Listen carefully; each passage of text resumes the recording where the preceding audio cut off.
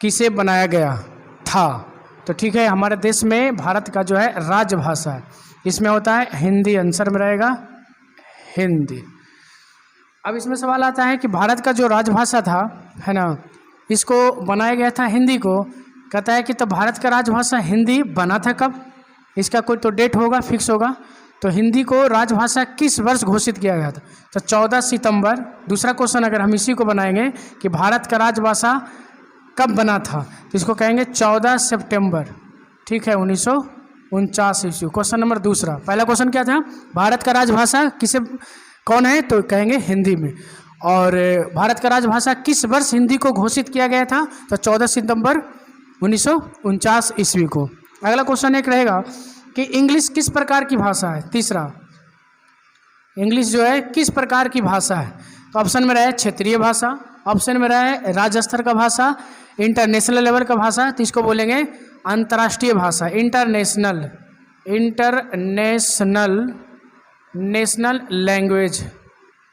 English किस प्रकार का लैंग्वेज है? अंतर्राष्ट्रीय भाषा के रूप में इंग्लिश को भारत में हम लोग जानते हैं। नेक्स्ट क्वेश्चन अगर हम देखें तो एक सवाल और है कि भारत में जो हिंदी दिवस कब मनाया जाता है? तो भारत में, या फिर इसी को कह सकते हैं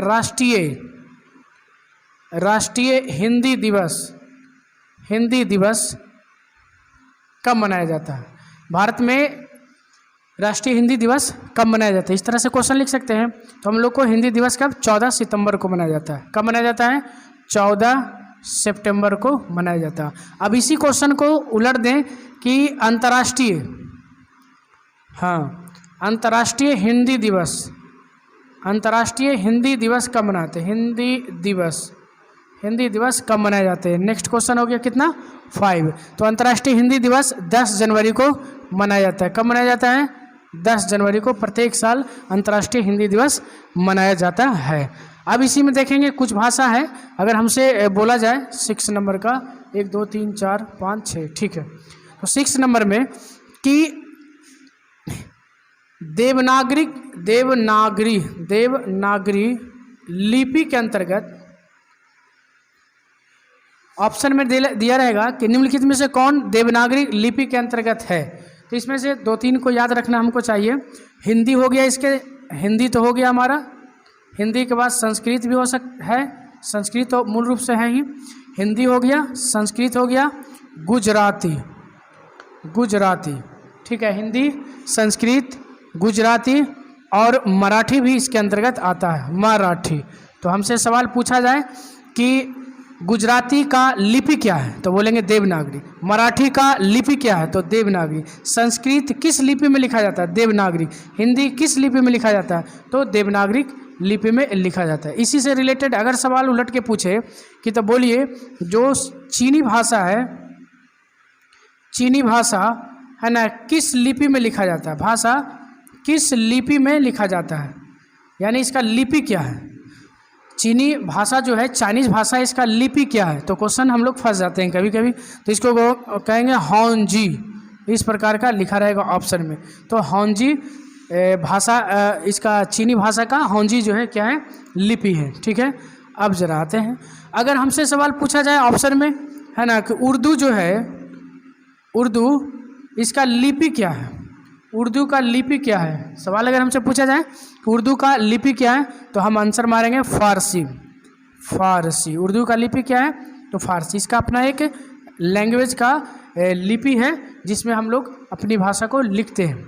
अब ज़रा से इसमें देखें कुछ अगर हम देखें एसिटिक एसिड से रिलेटेड अगर रहता है कभी कभी एसिटिक एसिड, तो एसिटिक एसिड किस में पाया जाता है, या फिर जिसमें पाया जाता है उसी को लिख देता है, उसमें पूछेगा कि कौन सा इसमें एसिड पाया जाता है।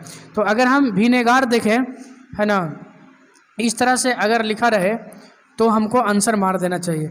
विनेगार में कौन सा एसिड पाया जाता है?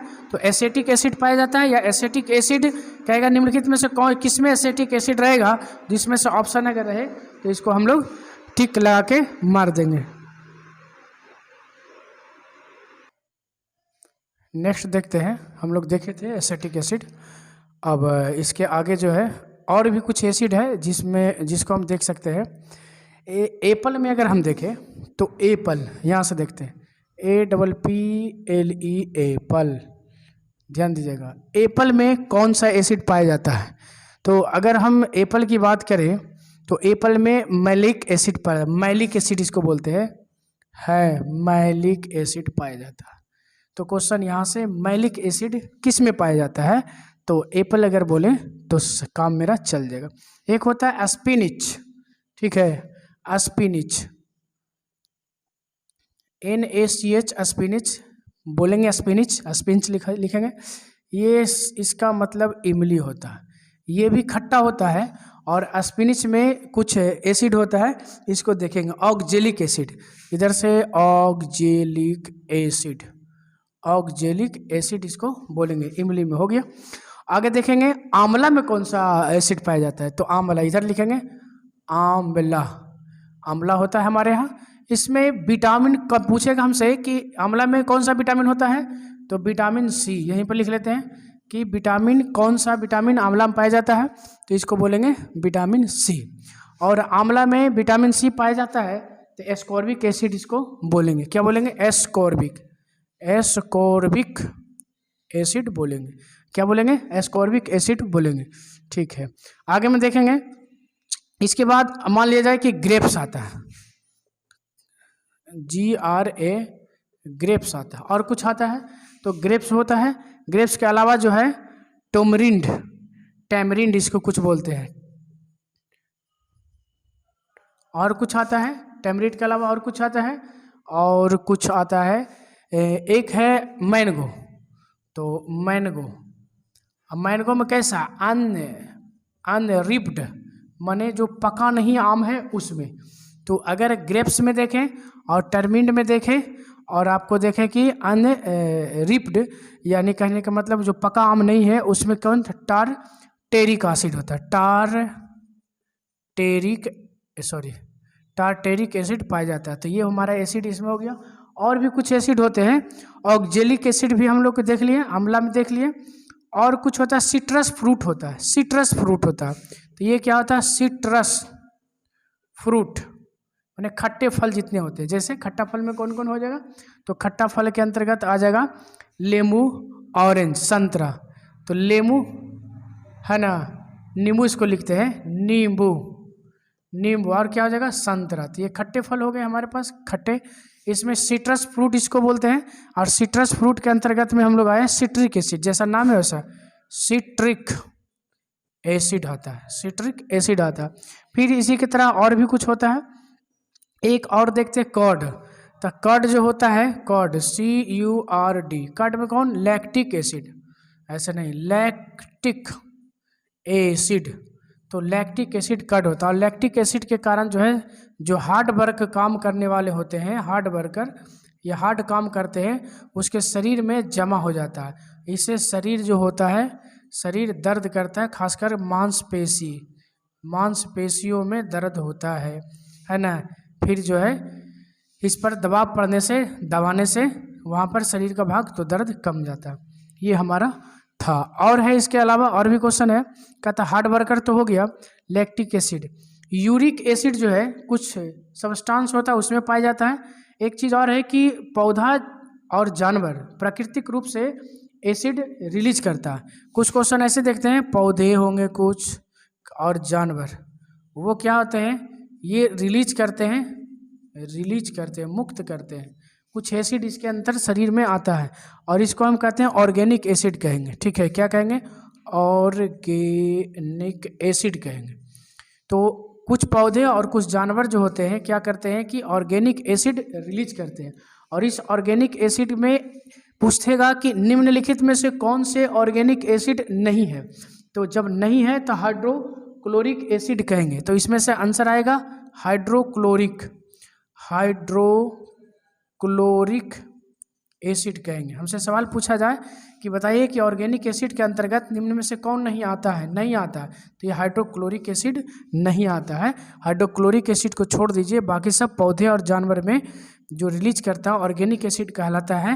हाइड्रोक्लोरिक एसिड को छोड़ देने के बाद, इसको हटाने के बाद आगे देखेंगे कि एक मिनरल एसिड होता है। तो मिनरल एसिड क्या होता है, जरा से इसको पहले मिटाते हैं तब पता लगेगा।